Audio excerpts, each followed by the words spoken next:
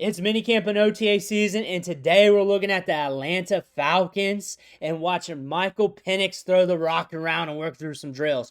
But before we dig in, you need to click that subscribe button right now. We're talking about practice. We're looking at practice clips every single day. Rookie camp, minicamp, OTAs, training camp, workouts, interviews, whatever your players are doing behind the scenes, we're going to cover it. Your favorite rookies, those quarterback battles, your favorite veterans on your favorite teams, those guys are getting ready to draft in fantasy. It's all going to be right here. You need to know what they're doing on the field before the season starts. Click that button, stop missing out. We're looking at Michael Penix today. We're looking at this week's practice, plus some clips from earlier, but here we are. Michael Penix, watch the feet. And what I believe, this is the quarterback to watch. This is the quarterback to pay attention to. Look at that, zipping it out. Here's another one. We had some trade rumors on Kyle Pitts. Let me know what you think about that. I believe since you're starting a year two wide receiver quarterback, he's not a wide receiver quarterback. I believe since you're starting a year two quarterback here, that you're probably going to keep your weapons. You're probably going to keep them stable. You're probably not going to mix this up too much. I don't really see him moving unless you catch a bag. They said day two pick. There's London right there, supposedly. But we got some weapons. Oh, we got to miss. We got to miss. Looks like it's from Penix. Looks like it's from Penix. Season's over, guys.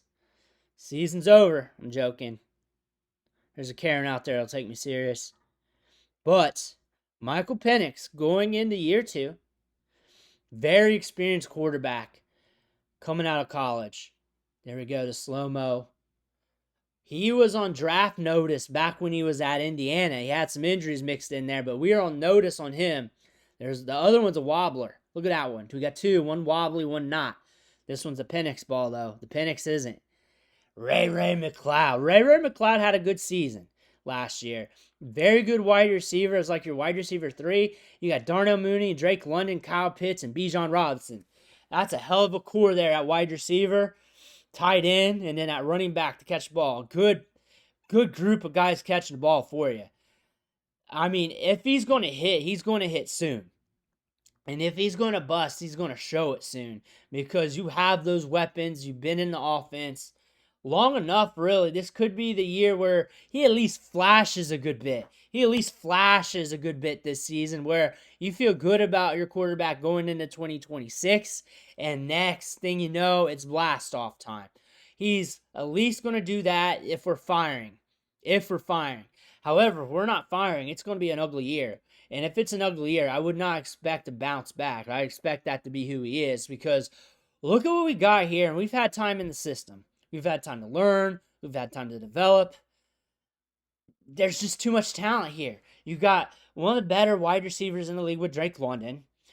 A lot of people are down on Kyle Pitts because of fantasy football. But when you think about Kyle Pitts, his ADOT is higher on average compared to the average tight end.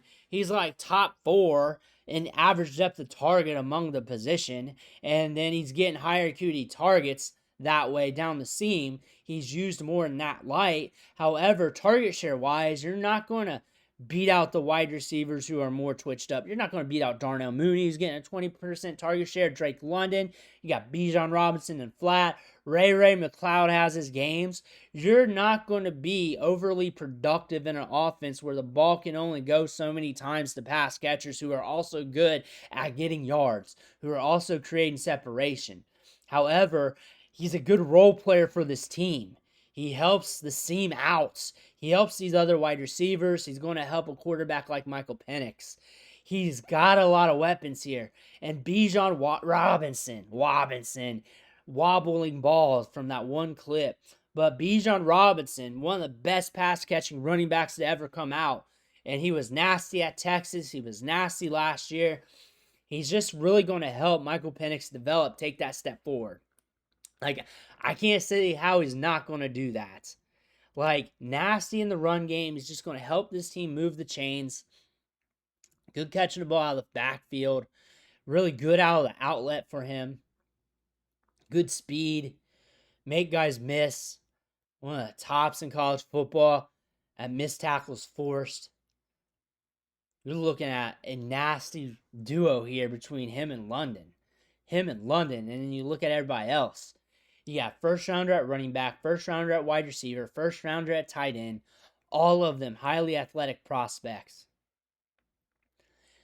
Watch this ball come out. Good anticipation, good placement. This next one, though, watch this one. Come out. Wobbler off a bit. So there could be some refinements. Could be. I would not expect him to take this team to the Super Bowl or anything. I do expect him to show some flashes here.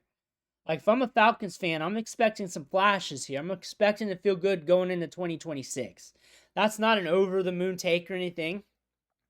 I'm expecting to have some low moments mixed in there, but I'm expecting to feel good going into 2026. I'm expecting him to be able to run this offense, get the ball spread around, and look good throughout a whole season. Not just a slew of like 5 games throughout a whole season. I'm expecting that. If I'm not seeing that and I don't feel good in 2026, I bet you're not going to feel good ever at all about him. I bet you. However, if I'm at least to the point where we're flashing a bit and we're feeling kind of good going into next year, I think Michael Penix is going to be your quarterback for a long time. I think we have the potential to do so, and I think he should be able to do that. He was nasty at Washington. He was looking good at Indiana. He's very experienced. We're further removed from that injury history. We're looking good on the field. We can facilitate the rock. We have all the weapons here. Out of the young quarterbacks, a lot of people are looking at Kim Ward, Shedeur Sanders, all right now. They're looking at J.J. McCarthy, but they're really not looking at Atlanta that much. They're not looking at Michael Penix. He has all the weapons right here. He has weapons at every position. He has one of the nastier running backs in the league. This is a spot for him to thrive. Like, there is upside for him to develop in one of the top quarterbacks in the league. Now, I was talking like kind of like low, like saying, hey, I just expect him to flash and feel good in 2026. But there's a chance that back in the season, we start firing on all cylinders because we got the weapons here to do so. If we're looking at this for fantasy football purposes, like say basic redraft, this is a good quarterback to look at if you're going late round quarterback. If you're trying to get your quarterback at a discount and you're stacking wide receivers and running backs, and now you're looking at quarterback, you don't want to pay up. You rather get your running backs, get who you need, take those upside flyers at other positions, maybe even feel good at tight end. This is a good guy to get. He's got weapons there. You can, after that, if it doesn't work out for you, you can always stream quarterback. That's something to look at. 2 QB, he's going to be expensive, but he's a little bit fluid too if there's non-believers out there, depending on your league and how far and how deep your super flex league is. That's something to look at. I look for you to know whether or not you really want him for the long term within the next 6 months. 6 months from now, you'll have a good idea of Michael Penix. You'll either be thinking, no, never again, or you're going to say, hey, I want this guy on all my fantasy teams. It's either going to be two roads to go down. That's it. Now, some people, when they have takes, it's like, hey, player good, player bad. But that's the angle there. And that's common sense, right? Why not just say the common sense thing? It's common sense. Like, you're not going to need 5 years to sit here and develop. Everything's developed around you. You have everything here in place. You're either going to adopt the system, start playing well, get it together, middle of the season, back end of the season, start of the season, start of next year, or it's never going to happen. We're at least going to feel good going into 2026. That's not too hard of a bar to set, not too high of a bar to set. If we can get there, I think we have potential. I think we can succeed past that. I think we get past that. However, if we're not hitting that, if we're not feeling good come Halloween, we ain't ever going to feel good because everything's here. It's not like things are just going to magically turn on 3 years from now. It's just not. Everything's here. Maybe it gets better in like November and December, and we feel good going into 2026, but that's just us bouncing back up to that bar that we just set. But I think we got this. I think we should hit. I think this is a quarterback prospect with everything around him. This is the quarterback to pay attention to among all these young quarterbacks. It's Michael Penix. We have everything here. We're going to be in some shootouts here. Atlanta gets in shootouts. We have all the pieces here to do it. Let me know what you think in the comments below. I want to hear about that. Make sure you hit that subscribe button on the way out. One, thank you for watching. Catch you on the next video.